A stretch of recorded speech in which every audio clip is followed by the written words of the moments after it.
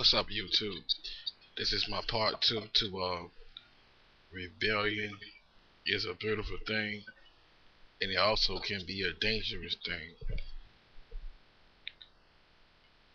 And I've been thinking, seriously, I've been thinking, how can Black America truly, truly rebel against his oppressor? How, as a collective, how can Black America rebel against his oppressor?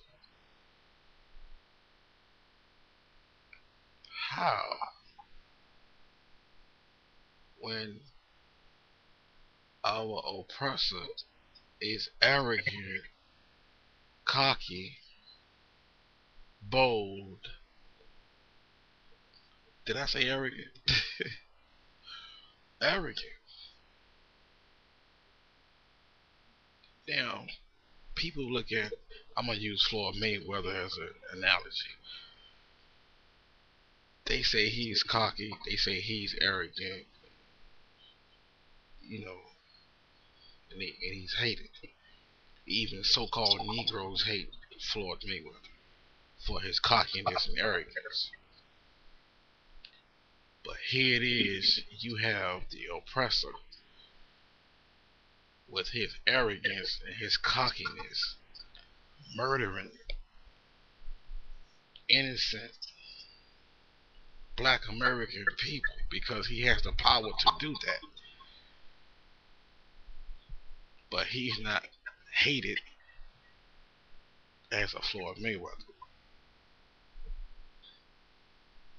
You still have Negroes joining the oppressor's army, navy, uh, any task force, or police, or any union with authority. Negroes are signing up by the thousands to serve in the oppressor's organization. So how can we, as a whole collective, have a rebellious movement that'll be beautiful if we not in a collective? If we not collective, how would it be beautiful? Just look at the president for an example. President is a so-called black man. When he was put in office,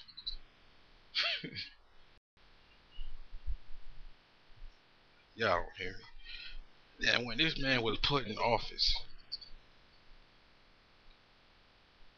if if rebellion was across Black America's mind against the oppressor, when they put this so-called black man in office, it offset a whole lot of things in Black America, mainly rebellion. You know how many Negroes was happy when this fool became president? They was tap dancing in the street. They was more happy than they were more happy when OJ was freed on the murder charges.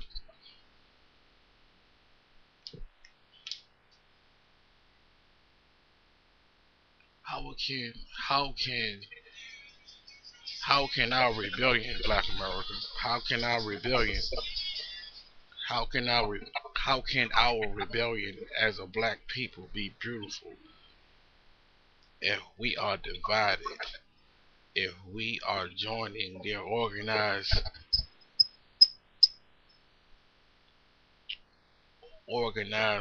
government agencies, how can we rebel if we don't infiltrate these agencies to help our own people? How can our rebellion be a beautiful thing?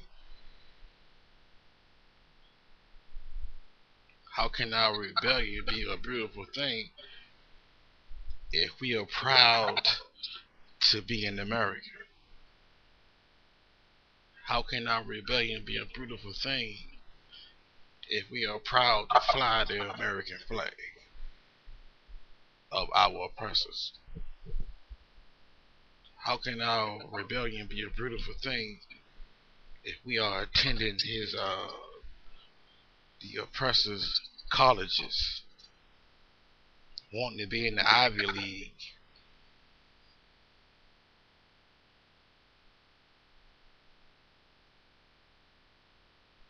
It's ridiculous. It seems like our form of hypocrisy is worse than the oppressors' hypocrisy.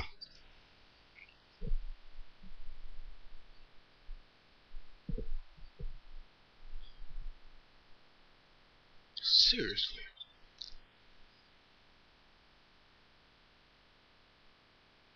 Why are you so happy, Black America, that you got a black president when Negroes are still dying under this man's leadership? Why are you so happy about that?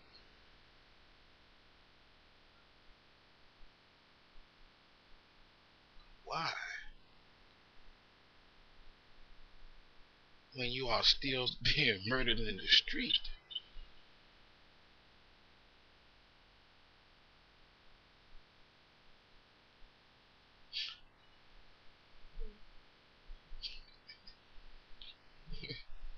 I can't help but laugh to keep from getting mad and to keep from putting my whole heart on this YouTube shit because it's bullshit too. You know what I'm saying? It's all bullshit. But this is my platform to speak my mind. I'm dolo in the street and I'm dolo on this shit too. You know what I'm saying? I'm speaking.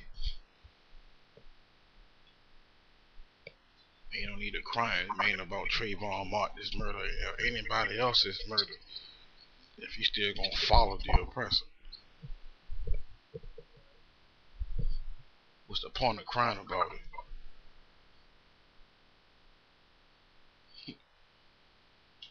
The oppressor's been rebelling against us since day one.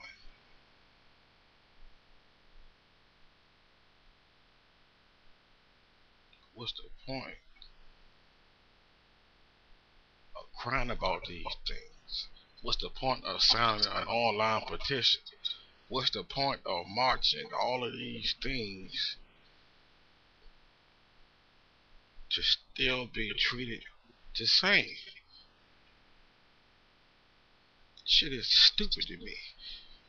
You got a black president, and we got a black, so-called black president. Ain't doing shit after y'all voted to get him in there. I'm talking to you, Black America. Some of this shit is my heart, and some of it is frustration. After you stood in line, I remember that day. This is yesterday, cause it was raining.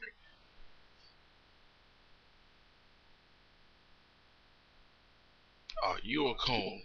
Ask yourself if you was happy, if you stood in line to vote for this president and you celebrated after he was elected president, and here it is, you calling other people sellouts and coons and shit. When after you voted for this coon that's in the White House right now, your ass a coon too. And I said it.